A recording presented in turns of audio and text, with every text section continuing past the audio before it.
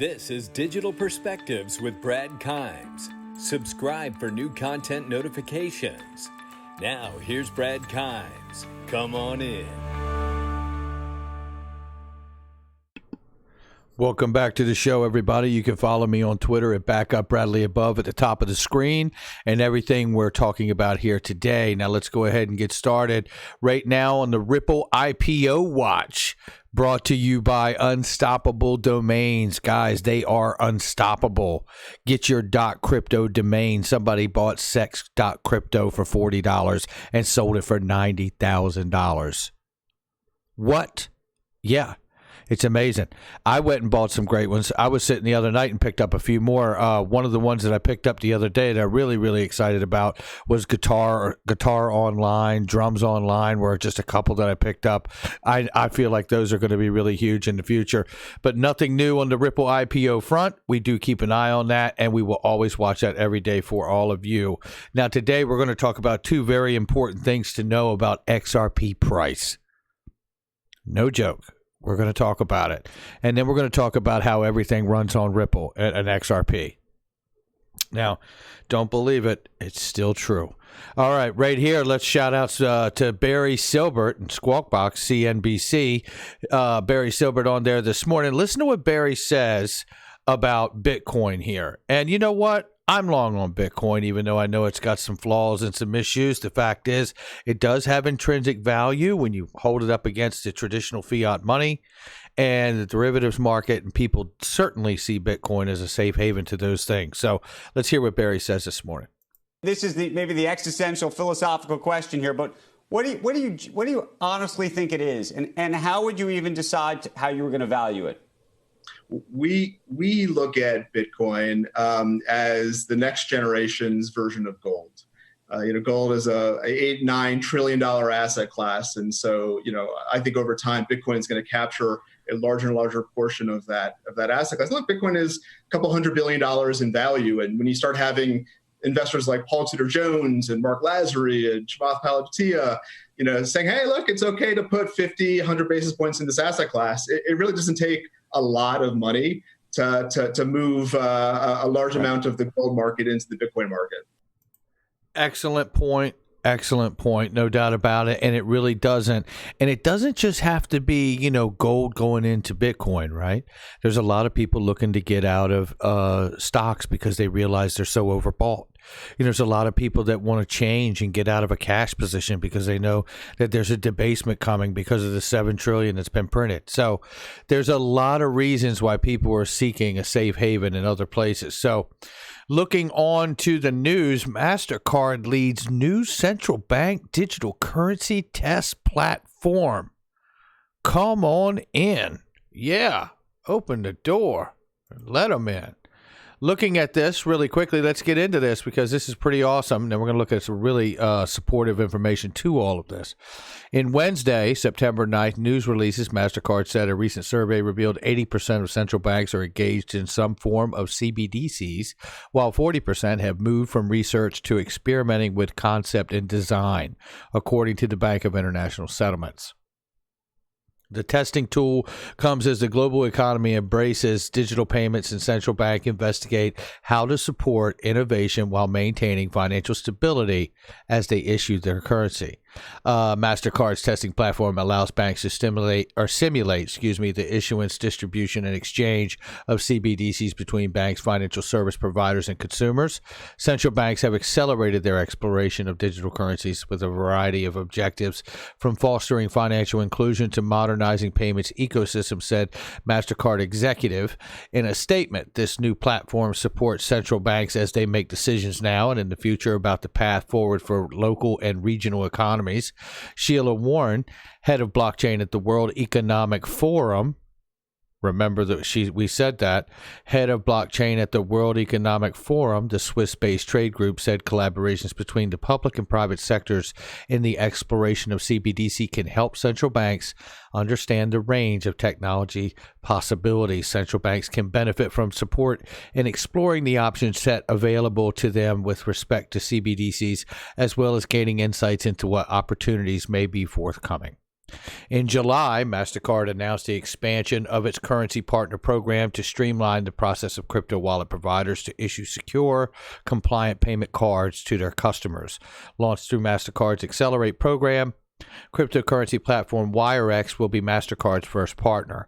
MasterCard branded payment card promised to allow consumers to pay with cryptocurrencies. We've been working with crypto wallet providers for some time now, and what we're announcing today is about really making it easier for consumers to be able to spend their crypto in a secure and compliant way, no matter what their cryptocurrency holdings are at all MasterCard locations worldwide. That is progress, ladies and gentlemen. That is a big deal. Now, I just want to be clear, because we're about to look at something that talks about the backside of what's happening with central banks in the development of central bank digital currencies. What's interesting here is that Sheila Warren, head of blockchain at the World Economic Forum, is working with this public-private sector relationship to explore how central banks can help and understand the range of technology possibilities when it comes to the front end, the consumer end, right, through MasterCard and all of its products and services. So, reminding everyone, this is the World Economic Forum Central Bank Digital Currency Policy Toolmaker Kit, which you can see highlighted right there, from January of 2020, which Brad Garlinghouse was at in Davos at the World Economic Forum. This is a PDF that was handed out for all the central banks to use as a framework when they develop their central bank digital currency. On the back end, it shows, because we just covered the article on the front end of testing the CBDC, the back end for crypto assets designed for inter and intra-bank payments and settlement, XRP, is cited in highlighted blue. Yep.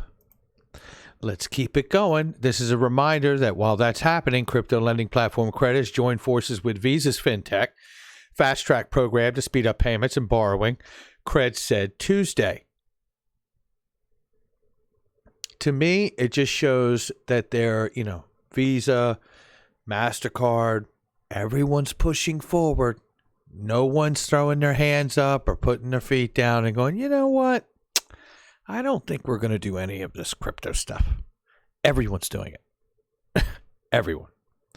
Now, moving forward here, this is a really, really interesting statement from Jim Rogers, who we covered yesterday as well, who is talking and looking for a safe haven currency. Listen to what he says here, being interviewed by Kitco Gold.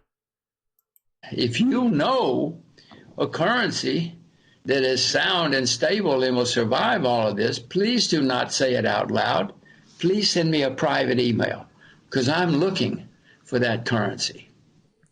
I think some economists would say that currency would be gold. Would you agree with that? Gold is not a currency. I know that there are people who think it is. It's certainly at Kitco, but you cannot walk into McDonald's and buy a hamburger with gold. You cannot walk into Ginza in Tokyo and buy, unagi with gold. So, yes, I know that. Yes, I know about gold. I've owned gold for many years, decades. Gold is not a currency now. If you want to use it, go down.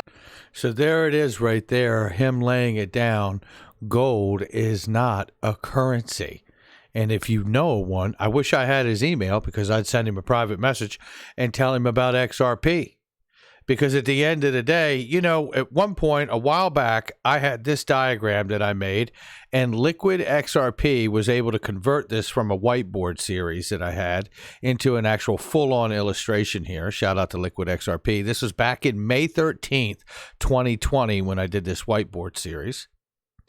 This is a diagram of how I believe all the money, which is a phrase that is used by Ripple, that the goal is to be able to settle all the money. When people ask how much is XRP worth, how much money is actually in the world, because it is designed to sit as the intermediary bridge currency to supplement these transactions and these exchanges that happen, whether that be fiat currency, paper money, government-backed money, or whether that be cryptocurrencies, or whether that be tokenized assets of value of anything, tokenized stocks, tokenized real estate, whatever it is, tokenized oil, gold even, right? So that's interesting. Now, even further to that point, this was just shared here by 7-Star Digital Bridge Carrier.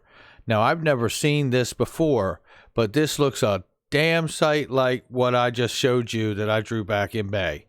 XRP is counterparty free, meaning that when someone holds XRP, they are not holding a liability, they're holding the actual currency. XRP, due to this fact, XRP cannot be frozen by any entity or individual. Gold is just that. Gold has no counterparty risk. Look at this diagram. Ripple Labs, Chris Larsen, CEO, Ripple Labs. They've got a ring around it, protect the network from DDoS attacks, ledger spam. Universal medium of exchange, no counterparty, every node trusts.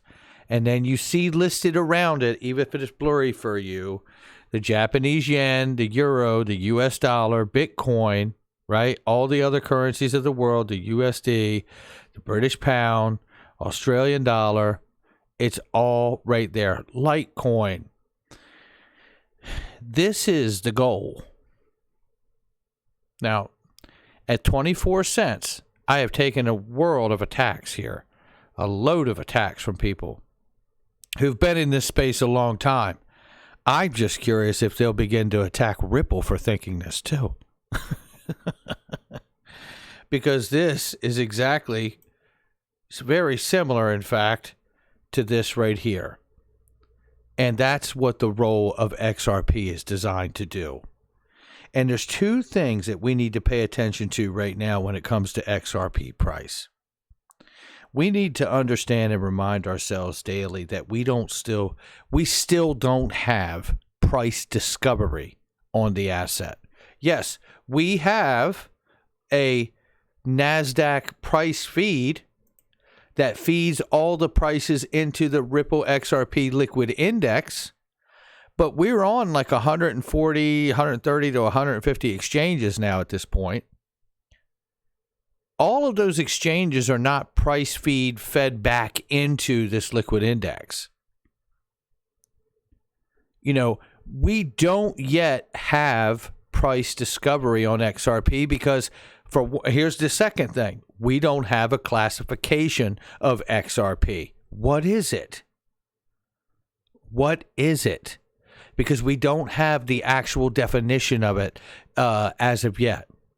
We get a classification on XRP, and I believe that is the reason we don't have one yet, because once they give that classification, that banks and entities around the world will begin to freely be able to use it. And I think at that point, you have to factor in not only the price feeds that would be coming from all the exchanges, but you would also have to factor in at that point the level of utility that is moving through the asset and the ledger, which is not currently driving the price of XRP either. So when I look at the reason that XRP is at 24 cents right now, I look at the fact that it's a retail speculator-driven market still at this point, even though it does have utility in the system. The price is not yet driven by utility at this point. Brad Garlinghouse himself has said that there's actually more demand for ODL than they can actually facilitate at this time, which means that they need to be able to activate more liquidity and deeper sources of liquidity to be able to satisfy the demand of utility for payments from market participants every day. The only way to really do that, in my mind, is to access these larger FX desks around the world, which are where the real liquidity pools are. And in order to do that, they're going to want to see a classification for XRP. And from there, we can really, for the first time, get real price discovery on the asset itself. All right, guys, that's going to do it for me. Make sure you hit the like and subscribe, leave a comment below, and make sure you share with somebody you know. I hope in some way we've been able to deepen the conversation and keep this thing moving forward. I will catch all of you on the next one.